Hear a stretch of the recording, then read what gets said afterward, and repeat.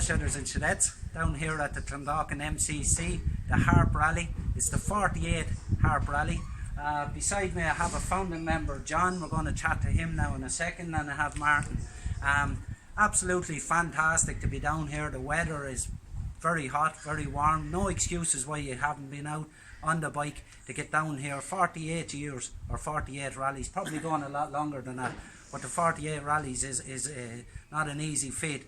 I'm just going to ask John a couple of questions there. So John, can you tell us a little bit about the club, when it was formed, how long you were on the go, and even the changes that you've seen through the biking from then till now, because it is a long time, 40 odd years. It is. Oh.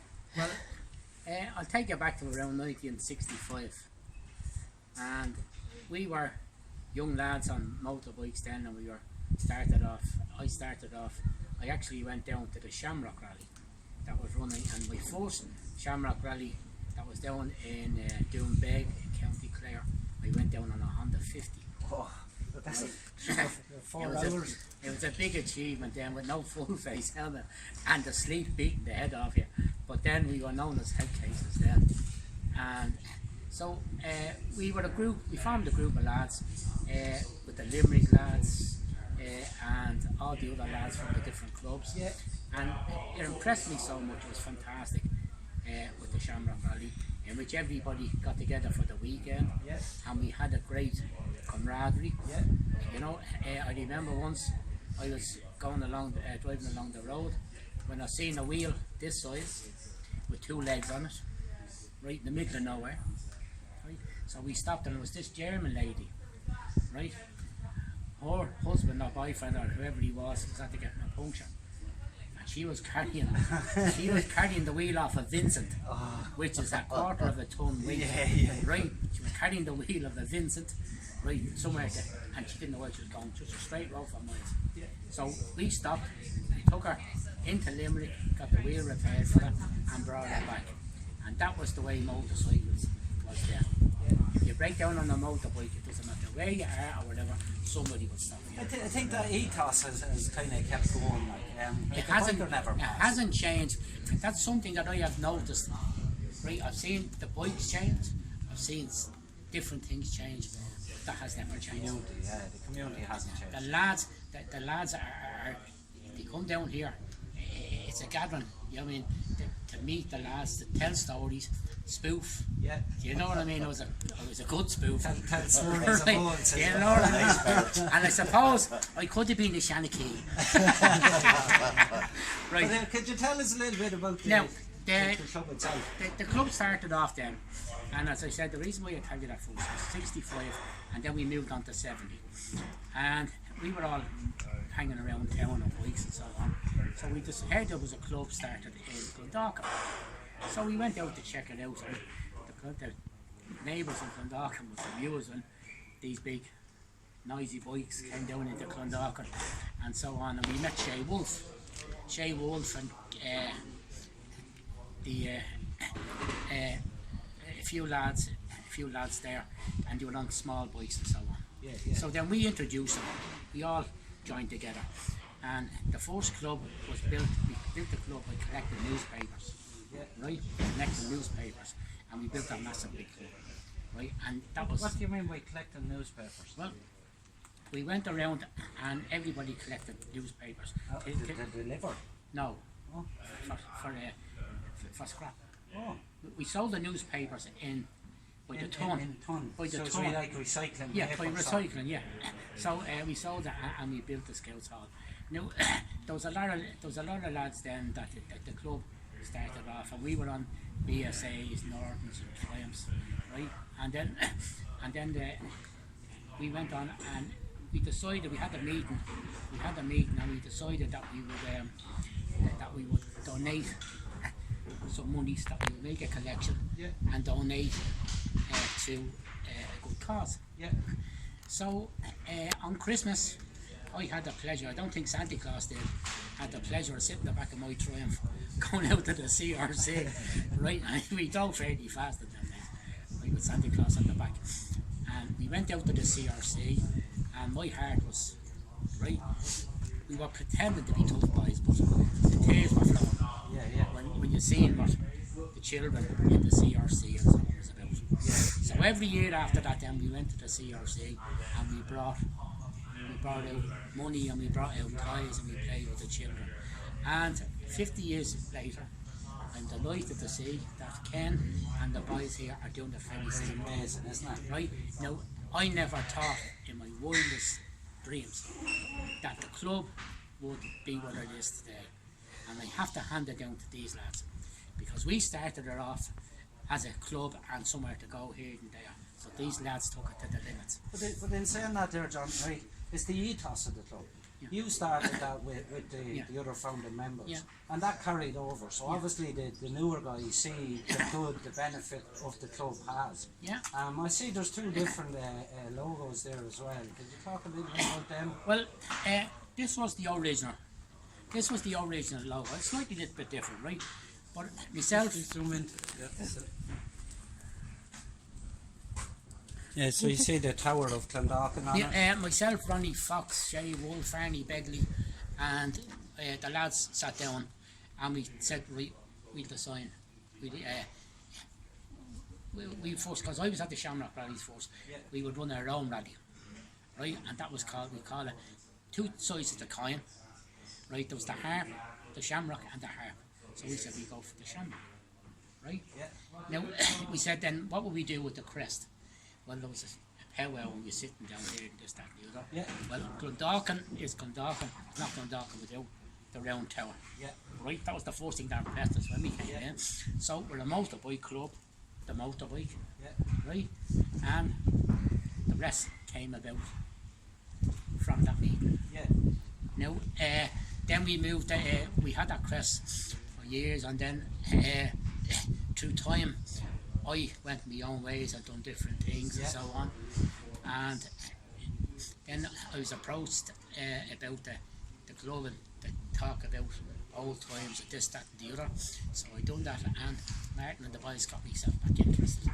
Do you know what I mean? And I'm down here back again after being there for 50 years. It's an amazing story. You know what I mean? And like as you said there, it's great to see the guys bringing that forward. Like, yeah, you know? no, I've also noticed too, right, that what we done was, on a Monday, we built the motorbikes, right? Yeah. Because Conrads and so on will go through the crankcases and set, right, you know, bang. So we build it on Monday to Friday, polish it on Friday, and blow her up on Sunday. You know, but when I sit out there now, I'm just there today, sitting out there, and I'm looking at the machinery that's out there. Amazing. My God, the difference. But like it's absolutely amazing. It's the age-old thing. Like people now would rather the older bikes that you had. Like I know for myself, I would anyway. Well, they were so simple. Like it once I had air spark. Like the bikes of today now, the technology is advanced to have lighter materials. They're making them lighter, faster, and with diagnostics on it. But like, it takes us back to the shed, like you know. Like the shed is kind of like the old way. You went to your mate's shed and you worked on the bike, and then you got to tow up off his father's phone because you left the shed in the heat or whatnot, you know. And it's bringing a bit of that back. Like. Well, everybody in my day, and I don't like to say it, right, because I'm one of the very few people I think that I have to look. I look at the changes, right, and I say my days was my days. The days not for the lads, but. We were known then as with the racing fraternity by your helmet. Right, that's Johnny Fagan's helmet. That was Johnny. How do you know? It's his helmet. And the leather. You know what I mean? Now, when I bought the Triumph Bonneville and I bought the 750 Honda, brand new, I stripped it down. There was nothing left of it but the frame and the engine. Right, and then I made a Johnny Fagan's one. Right, as a matter of fact, when I sold the Honda, the lads were driving along, going to Galway, and he said the lads in front of them pulled over out of the way. So when they got into Galway, into Air Square, the lad says, "Where's Johnny?" Thinking the bike was robbed. We're at the boiler off, and he says, "Feck you," he says he saw the lights and he got out of the way.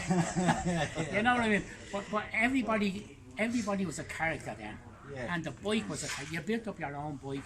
It was so on. But again, in saying that, like, But now today, the changes have to be for better. Like, they're more safe. they're safer. But again, I don't know how I'm standing on this planet. Do you know what I mean?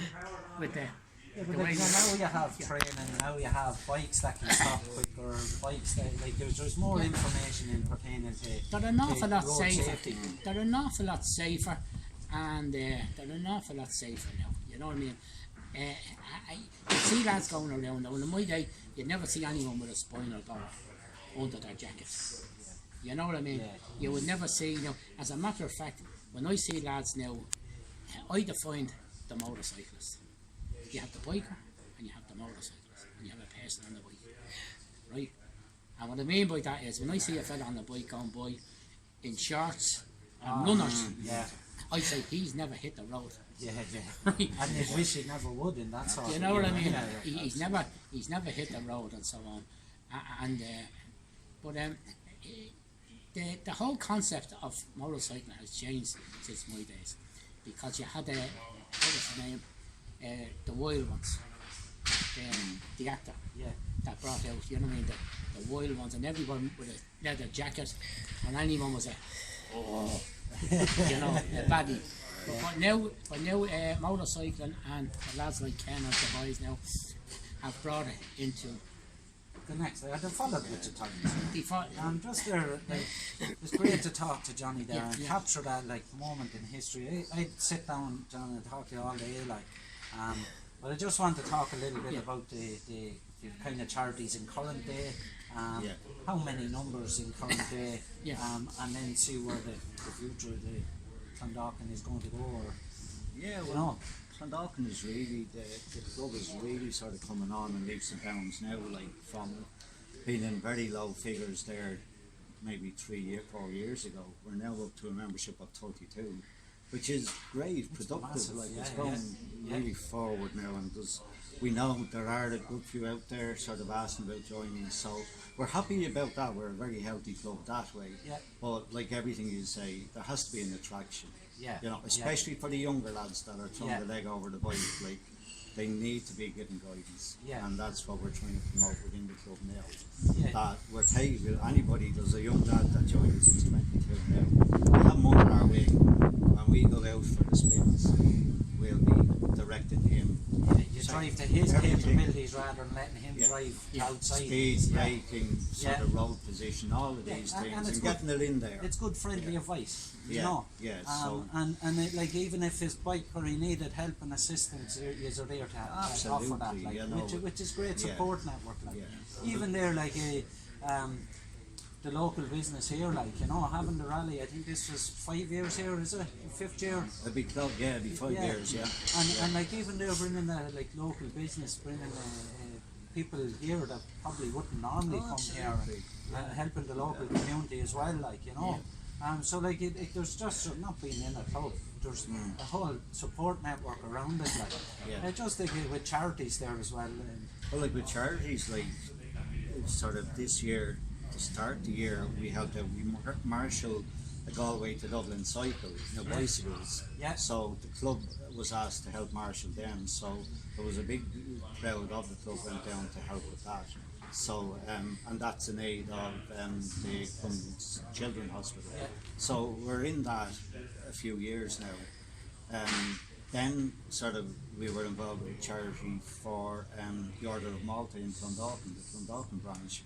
Now we've joined kind of a little partnership with them, because like on some of our outings we need assistance, the likes of ambulances for help around. It's good to have that link, And so we have a great partnership with the people there. They're going to be bringing us in on in the winter now. They're going to be doing the first responder training with us as well for the committee to start. It's good to get the medical training. Absolutely. You just don't know, do you? No, and like then that's that, and then sort of Christmas now we will be, as a follow-on to what John was saying about the CRC, we do it for St. Joseph's Hospital now in Clonsilla, you know, which is a hospital for adults with difficulties and that. So it is amazing when you walk in and you're presenting presents to these residents, who a lot of whom don't see a visitor from one end of the year to the next.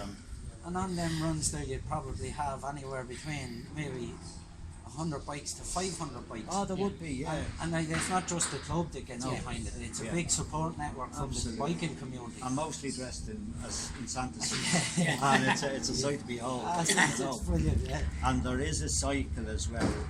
Before that, a few weeks before that, another charitable bicycle thing that we marshal also. So we're quite professional on the marshalling side of things. Yeah. So even last week, there was a funeral of a good biking sort of a person, and we were asked to come in and marshal that. Yeah. And we did, and that's what we're there for. We're there as a community resource for our members and for the broader community itself. No, just there in the sense, like you mentioned it there, that you're always looking for new members. Aye. Could you talk about if I was to be a new member and I wanted to join, say, the club? What would be the process there? Do I just rock up, sign an application form? Or? Just rock up, you sign an application form, and our attitude now is, you know, you come in on the understanding that you want to bring something to the club. You're not going to bring problems to the club. Yeah. You know, Yeah. and we will invite you in as kind of more or less a brother or sister of the club, and you will always have the benefits, any benefit that we have. Like we changed all this gear recently. Right? In the we actually got it only the day before yesterday.